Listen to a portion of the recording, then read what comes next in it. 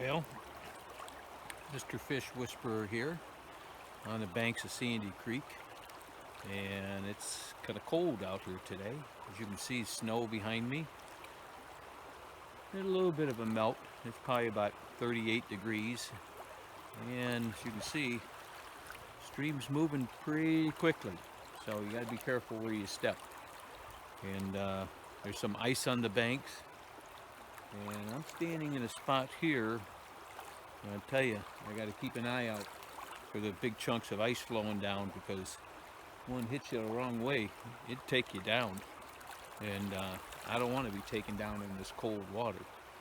So, had a couple bumps here a minute ago. I think I probably better focus on this right now. So, signing out for now. Well, didn't get one there. I had a couple good hits though. I don't know, they didn't get hooked. I could tell because you could feel the bump. Line went slack, and I went to set it. Nothing there. So, doggone things are blind. They missed my lure. But I'm gonna walk on down here a little ways and see what. Hang on a second. What the heck is that doing here? Let me show you. It's a spark plug. What the hell is a spark plug? Do it out here. I better pick it up. We don't want stuff like that sitting around on the banks. Spark plug, huh? What the hell? Who in the hell would be out here fishing with a spark plug? Well, it does remind me of a story, though. Of course, just about everything reminds me of a story. So about once a year, I end up going down to Jamaica. And it's a lot warmer down there, a lot nicer to fish in the warm weather. And a few years ago, we were down there, and some friends of ours were with us, and my good buddy JB. Now, we're just going to call him JB, and mostly because that's what people call him, is JB. So anyways, JB is a real good fisherman, and he's a good hunter too. Yeah, he's a good hunter. Maybe except for that time that he fell out of his deer stand, and the dang thing fell on top of him. I think it punctured his spleen or something. He was in the hospital for a while. But he recovered, and so back to Jamaica. So JB and I, we were in Jamaica, and this guy comes up. We were over by one of the docks, and the guy comes up and says, hey man, you want to go fishing, man? We looked at each other and says, yeah, we'll go fishing. So he said, hey man, I got the best spot, the best reef in the whole island, right out here. I take you fishing tomorrow, and we catch lots of fish. So we were kind of psyched about it, JB and I. So basically, what happened was, we said, well, how much? He's all at $40 each. $40. Man, that wasn't too bad to go fishing down there, because some of those places hit you up pretty good. So we said, okay. He says, yeah, man. He says, you'll be here, man, 7 o'clock right here. I come pick you up my boat. So JB asks, he says, well, do we have to bring any equipment, fishing equipment? He said, no, man, we got everything. I got everything. I got poles, I got lures. We'll have everything for you. You just bring $40. That's all you got to bring. So we said, all right. So we go back to what we were doing the rest of the day, drinking beer, Red Stripe, eating jerk chicken and jerk pork and stuff like that. The next morning, JB and I, we get up, we go down there. We're there about 6:45. We didn't want to be late. And so we're standing around waiting for this guy to show up, and no man shows. So it's 7 o'clock, no man.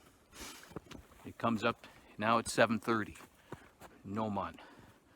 There's another guy walking on the pier. So we go up to him, we say, like, hey, he says, remember your buddy over here? He told us he was going to take us fishing at 7 o'clock. He says, where is he? He says, whoa, don't worry, man. He soon come. Now, I've been to Jamaica a few times. And when you hear somebody say, oh, don't worry, man, he soon come. what that really means is they have no idea absolutely whether he's going to show up or not. So that's what soon come means down there. It's just, we really don't know where he is. So basically what we got was sitting there waiting. Finally about 8 o'clock, this guy pulls up and he's got this like 18-foot old wooden boat and an old like 35 horse Merc engine on it. He says, hey man, you ready to go fishing? We said, yeah, ready to go fishing. Where you're an hour late. Oh, don't man, I had to go drop some things off first. So he says, but you know, he says, hey man, he says, we're gonna need a little money. I got to get some gasoline. I said, you don't have gasoline? Oh no man, I need a little money to go get some gasoline. I says, okay, how much you need? Oh man, I need about $20, 20 each. And we go, okay, you know. So we each give him $20. He takes off, goes away. About 20 minutes later, we see him come back. Hey man, we ready to go fishing now? I said, yeah. So we get in the boat and he goes out to this reef. And we're saying, where's the equipment? Well, his tackle box was a brown paper grocery bag, had some stuff in it. And the fishing poles weren't exactly fishing poles. Well, one was a fiberglass pole that had an old Zebco 202 reel on it, if you know what that is. And it didn't really work. You had to wind the line around the handle that you normally turn to pull the line in. So that wasn't too good. And then he gave JB this thing that had no reel on it. And basically he had a couple nails driven into the handle and you just kind of wrap the line around the handles. Wow, that was pretty weak equipment. And then he reaches in the bag, he hands me this lure that was like 40 years old. I don't think there was any paint left on it. He says, we're gonna troll. So we start trolling a little bit. Don't I catch a barracuda? I catch a couple other things, you know, so we're catching fish. So we're already kind of happy in a way. And so he says, you know, man, he says, I think what we need to do is, because I'm getting low on gas again, I think what we're going to need to do is probably, you know, bottom fish down to the reef. And we says, okay. I says, you know, so much for that. He says, but we got a problem, man. Uh-oh. So now what's the problem? Well, you know, man, I don't have any bait. And but you see that boat over there? That boat over there, they got bait. And we go over there, we give them some money, they'll give us some bait.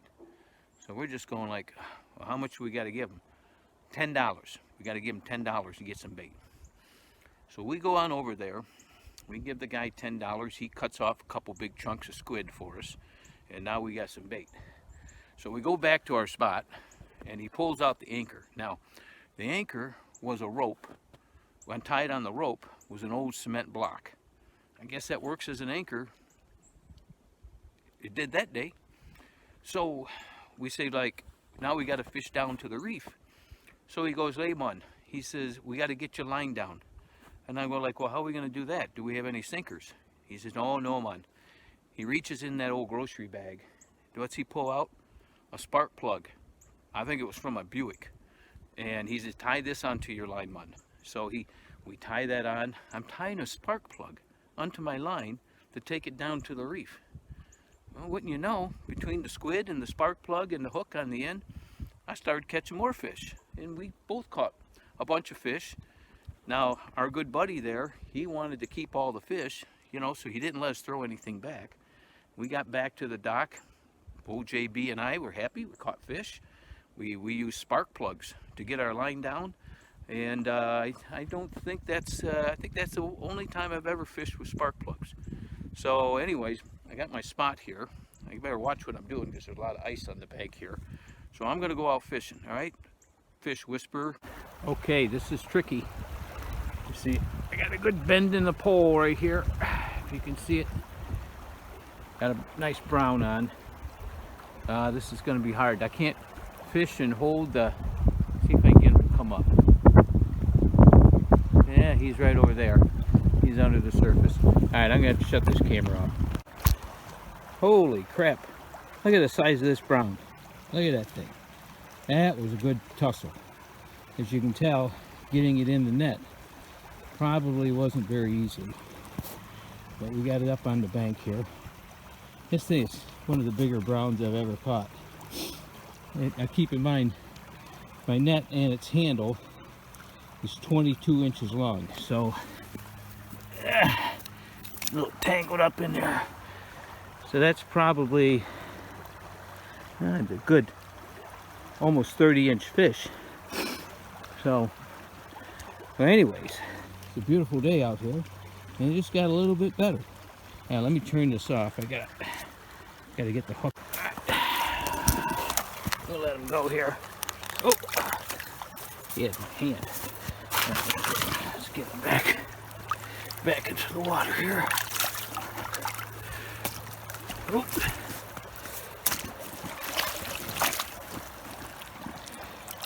Yeah, he'll be all right. And revived it a little bit.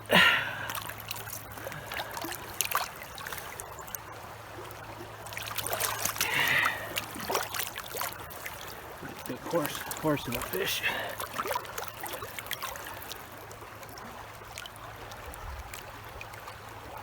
All right, he's taking off. All right, there you see ya. It was fun. Whew. Yeah, got another one. That was off that old broken back Rapala at F7 black and silver.